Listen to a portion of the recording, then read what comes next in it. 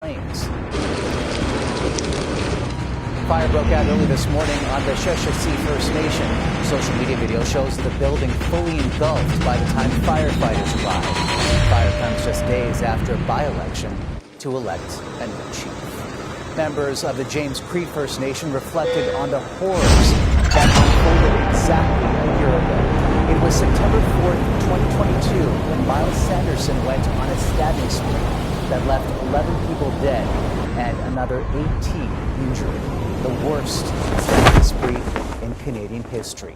Today, with a mix of remembrance and celebration, the close-knit community marked the tragic anniversary. CTV's Noah Rishog reports. After 2 days of gathering and celebration at the James Smith Cree Nation, Monday was a day of mourning, as the community marks 1 year to the day of the mass stabbing events of September 2022.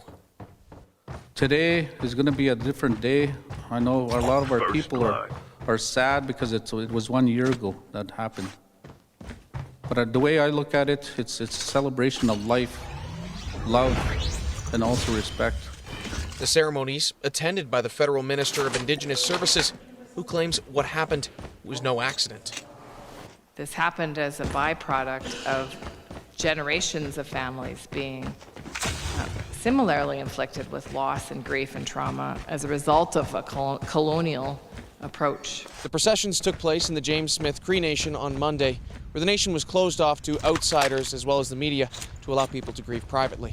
And today is a very somber day for our membership. You know, a lot of people are still in shock, and a lot of people are in different stages of trauma and therapy, and they haven't quite been able to come out. And to do with the Silvertone got together and reminisced around the fire and had a coffee around the fire.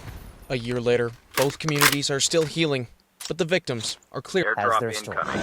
An Elora couple not only shares a close bond, they now share the same scar. We joke about how we pretty much were strangers at that point. In November of 2022, Emma Smith donated her kidney to her then new beau, Ben Dirksen. A match made in heaven that was approved by doctors. It's still surreal, to be honest. It was a life-saving match for Dirksen and life-changing decision for Smith, but she says she would do it all over again. I just knew. I was like, I know I'm the person to do this for him. It all started in the spring of 2021 when Dirksen's life took an unexpected turn when he was diagnosed with kidney disease. Dirksen was on dialysis.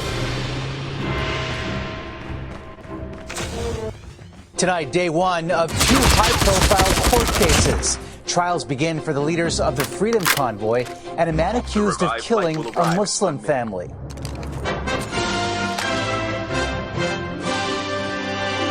The not guilty plea to terror-related murder charges. Our hope is that in the end, justice will be served.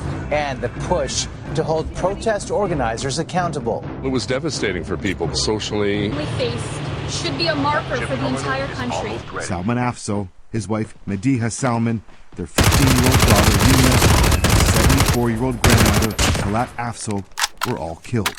A young boy, now 11 years old, is the lone survivor.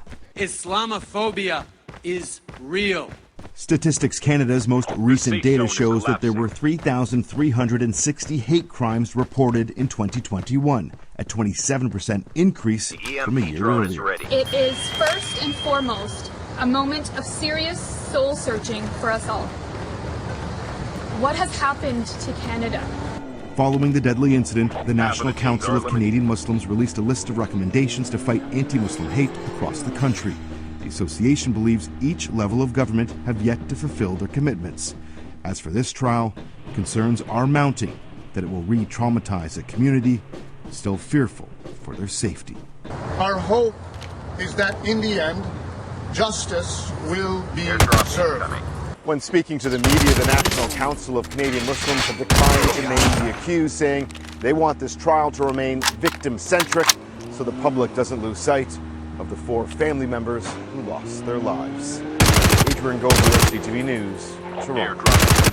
Two Freedom Convoy leaders on trial in Ottawa sat quietly in court today during opening arguments. A stark contrast to a horn-blowing protest that shut down the Capitol last year. CTV's Judy Trinh was also in that courtroom. How are you feeling today? Good, thank you. Freedom Convoy organizer Tamara Leach, a grandmother from Medicine Hat, gets her day in court more than 18 months after she was first arrested. On trial beside her, Chris Barber, a truck driver from Swift Current. Excited. The two are facing multiple criminal charges. Not only did protesters hold the line as directed by Mr. Barber and police, they crossed the line. The defense insisted Leach and Barber set out to... Ottawa's former mayor says the Freedom Convoy turned more than 10,000 downtown residents and business owners into hostages. It was devastating for people, both socially, mentally, financially, for the small businesses, taking over the downtown core. The defendants say they had the right to protest vaccine mandates, but the Crown says this trial is not about their political motivations. It's about the means they use to achieve their goals. Omar. All right, Judy Trinh in Ottawa tonight. In the U.S. Capitol, the former leader of the far-right